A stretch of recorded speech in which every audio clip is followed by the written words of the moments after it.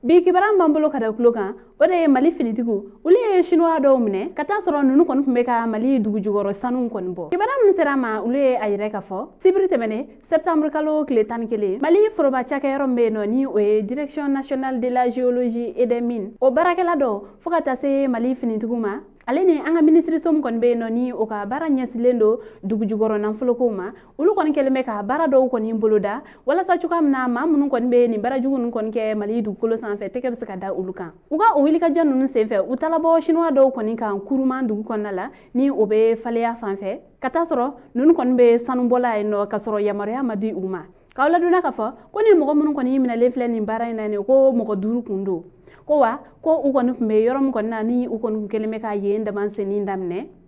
ko u kon ni machine chama kon me na ko sabla dinga se machine ba nunu o nani kumbe u bolo ni yoro ko fale na eno ale ni mobli bakele ko wa ko o temelen ko fe kieba kerengere ne ala dogo free ko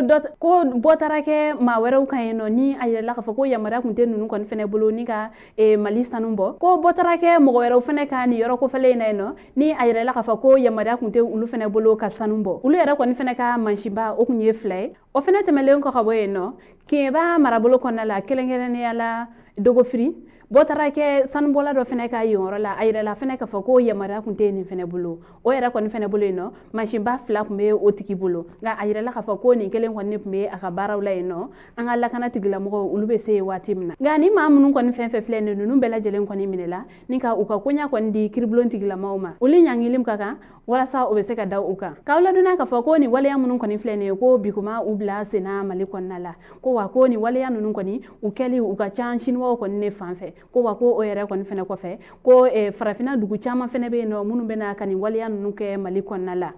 koga abe yere ka fo kabini wati ja ko kon te bo ala sabla a chamana ni manu nun kon mana mine ibita soro fando fe uga fole una uba a yere ka fo ko uluni dugula mo do kon benendo ala wa a chamana ube be benka munun kan ute klaka ulu yere kon fene bo usira fe nga o benata ka wala dona ka fo ko ube ni bara munun ke uni ma munun be be ala ulu yere kon fene te mo yamaru yalo nye munun kan ka afu nyana ko uka sanu bo ni yoro ko fale nunna o kum kon ala nyine do bela jele fe ma o ma ni e sigala mo do kon ye damanse na yoro do konna i koni ka dugu nyema ka ulula bo akalama wala sa chuga amna amse ka fusiri ni wala yanu koni ndana ambalma ni kibaro ne pambulo kada okulo kan ani che aka kulo majala o kambe anyona were